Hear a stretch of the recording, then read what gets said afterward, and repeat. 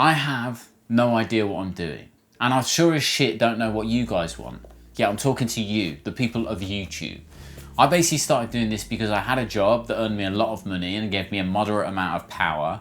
And when I lost that job, I realised I'd been desperately unhappy for the last year. I was chasing everything that made me more unhappy. And when I narrowed it down, I realised the only time that I really felt joy in my work was when I was doing something creative. And my wife said to me, that's what you need to chase. So instead of trying to find another job that would give me more money and more power, I decided to pursue happiness and creative fulfillment. And that's why we're here now. That's why I'm talking to you. And I think so often on YouTube and other social media platforms, we as creators present the best of ourselves. We present a curated look at our lives that make them seem more idyllic than they are. And don't get me wrong, I'm incredibly grateful to be in the position that I am. I'm more grateful now, earning a lot less money, but being creative every day than I ever have been before. And I'm very, very privileged to have a support system around me that allows me to do the things that I want to do. But it's important, I think, for me to tell you all of the things that I'm bad at and all of the things that I'm working on. So I've made a list in my trusty Star Wars notebook of all the things that I'm bad at, and I'll talk to you about how I'm working on them. The first thing is, I'm terrible at being present. I don't know how everyone else's brain works, but mine works in a kind of weird word association way, where if somebody says something, my brain will often go on its own little trip and associate that word with another word, with another word, with another word, and suddenly 30 seconds have gone by and I've been zoned out and I've not heard what's happening in the conversation. If I want to be present, I have to be really, really focused on that thing. I have to remove all distractions and really hone in on what somebody's saying. And there's a few ways that I work on that. One of them is meditation. And for a long time, I thought meditation was about clearing your mind and getting into a Zen state. But actually, it's just practicing being more present. Often when I meditate, the same thing happens to me. Meditation for me is just about focusing on one thing, usually my breathing in and breathing out. But even when you're focusing on that, your mind wanders to various different things, little stories that you tell yourself, little traumas that have happened through your day, little annoyances, little things that just grate away at you. And then suddenly you realise that you're not focusing on your breathing anymore, you're focusing on something that happened whilst you were driving your car 2 hours ago, and you have to return to the breathing again. And as you go on, as you practice more, you get better at breathing for longer and longer and focusing less on the other things around that and more on just the breathing. So meditation is just a practice. So when I'm talking about the fact that I'm not very good at being present, what I really mean is I need to practice being present more. The other thing that I struggle with is criticism. And you're probably thinking at this point, come on, Charm, put the violin away. Everyone struggles with criticism. And I'm sure there's lots of people out there who are affected by it in the same way that I am. Because when I'm criticised, it feels like a personal attack. It feels like a small animal inside me is gravely wounded. And it's just kind of there squeaking and weeping away. Even if I've asked for feedback on something, it feels very personal when that feedback comes back if it's not good. And on the other end of that coin, I'm far too affected by good feedback. It fills me with a sense of joy and fills me with a sense of achievement that it shouldn't do really. I'm very peaks and troughs in terms of how I feel on a day-to-day basis based on the feedback that I'm getting from the people around me. This is why people say it's so important to have positive people around you, but you also need people who are willing to tell you the truth about your work. Now, art is subjective and not all feedback is valid, and sometimes it's not even requested, but there are, or there should be, trusted people in your life that when you receive feedback from them, you really take it on board and try and implement it in your work. So even though it's difficult, I do try to actively go out there and say, what do you think of this? Is there anything you should change? Is there anything that I can make better in this? And then implement that into my work. Very much paired with criticism is I am terrible at being wrong. Something I realised a very long time ago is sometimes it is better to be happy than it is to be right. But I still very, very often fall at this hurdle. I have a terrible habit of correcting other people, especially the people close to me in my life, when really there's no need to. And sometimes I'll say things with such confidence that when I turn out to be wrong, I feel literal embarrassment, even if it's my wife that's proving me wrong. Me saying I'm wrong is a very difficult thing, and it really, really shouldn't be. I pride myself on being a fairly intelligent person and fairly well read. I'm also one of those people that can consume themselves with a subject and get to know it quite well quite quickly. And I'm also a person that follows threads. You know, when you go on Wikipedia and you're reading about bees, and then half an hour later suddenly you're looking at pictures of volcanoes in Peru or something weird like that. I'm the person that will follow the thread, and I have this kind of knowledge in my grey matter that is useless unless you're playing something like Articulate or Trivial Pursuit. It's a really odd thing to be embarrassed as a middle-aged person, but it really does affect me, and that really links into my fear of what other people think of me. One of the things I'm trying to do more with the content I produce is film things in real life, in real places, and that requires me to have a camera out and to talk to it in places that aren't in my safe little bubble of my studio that I've so beautifully built around me. It's really, really difficult not to care what other people think. And there's some people that do amazing things on social media in terms of being out in public and training themselves not to care what other people think. And the reality of the situation, of course, is that most people really don't care what you're doing, and that in your brain you feel like you're the center of everyone's attention when you're filming out in public, but most people will just walk on by. I think it's really important as a creator, as much as possible, to not care what other people think. Certainly people that are outside your trusted circle of feedback. And one thing that I find really difficult about being a creator, especially now in this digital age, in the type of content that I'm producing, is the access that you have to raw data and how you think that reflects on the work that you're doing. I've produced some projects where I've poured everything that I have into it. All of my knowledge that exists for me thus far in my life has gone into the project, and I'm really proud of it. I'm really proud of the work. If I look at it from an artistic point of view, from a creation point of view, I'm like, yes, this is the very best I could have done on this project. There are things that I've learned from it that I can take into everything I do forward, but I am proud of it. And a huge part of being a creative or an artist is that you create something and then you put it out into the public domain. You share it with people, because otherwise, what is it? Is it art if it's not being seen by anyone? Is it creativity if you're not sharing it with the world? And with that comes this sense of feedback of whether it is good or not good, or whether it is worthy of being shared. And in the age of YouTube and TikTok and all these other social media platforms, data comes in the form of things like views, likes, comments, shares and saves.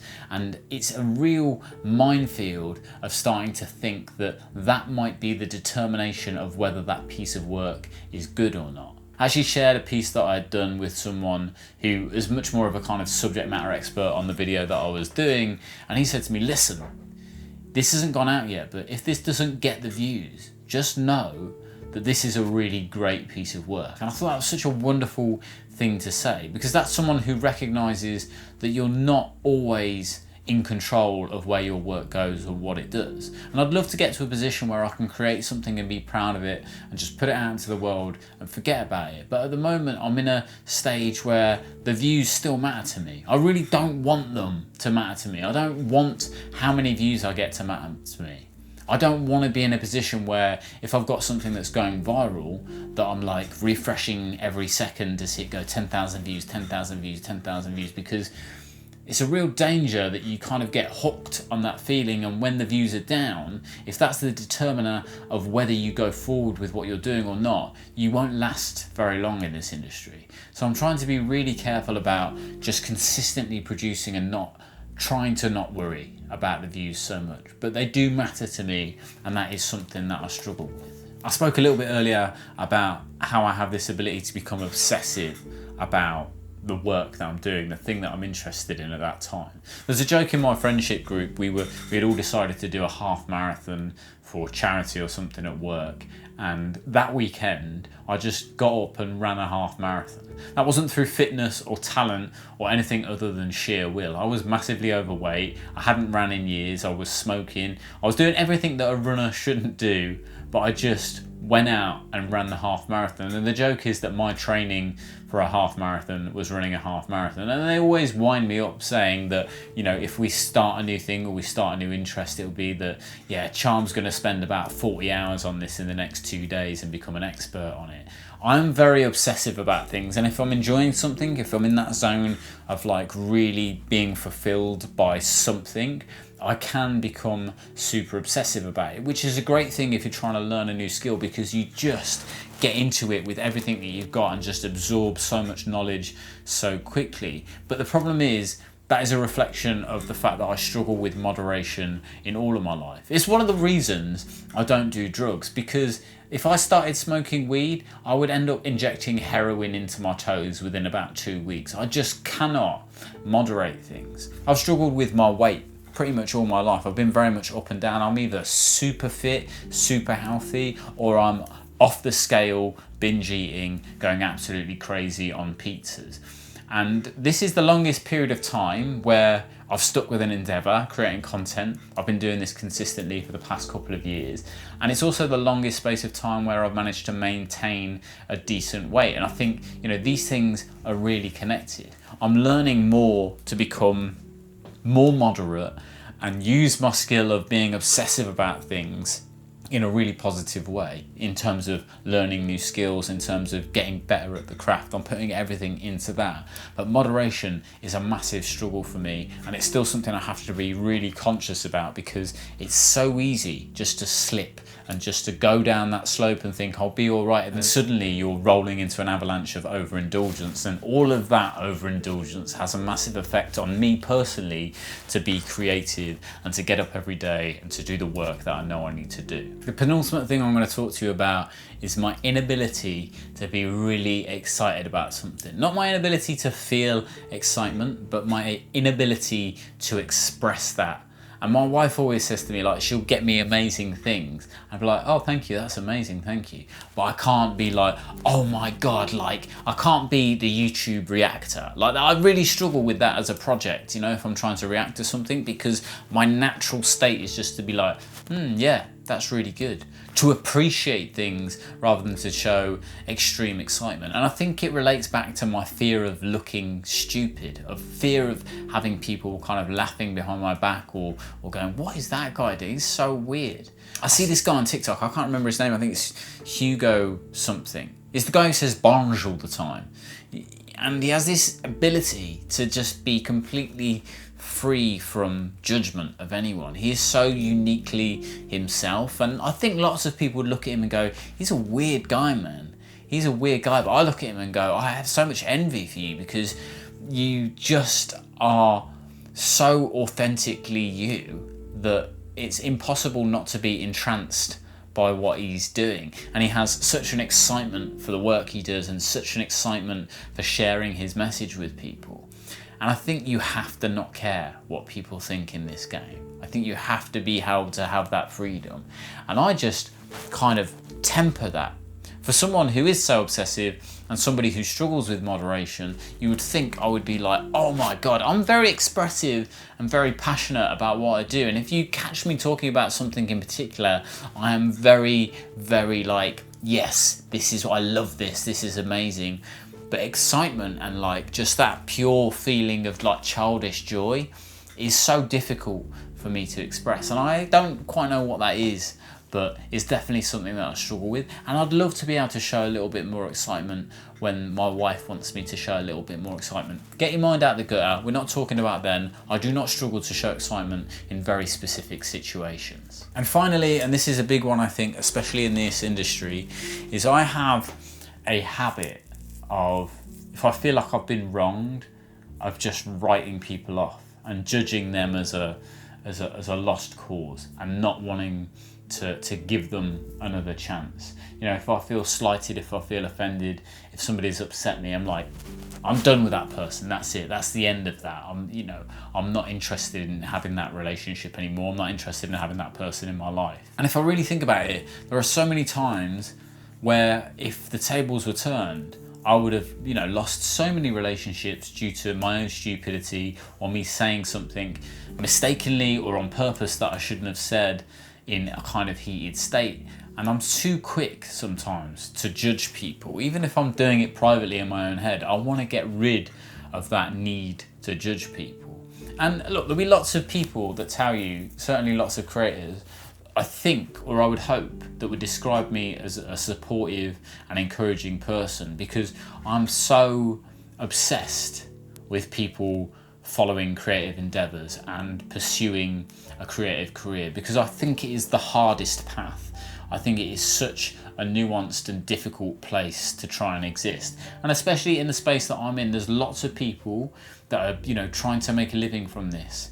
And it is tough. It is not an easy thing to do. And I'm blessed with lots of opportunities, and I really do try and share that with other people. So in many ways, I'm very generous with that stuff, but it really doesn't take much for me to go, you know what, I don't want to have anything to do with you. And it's something I don't like about myself.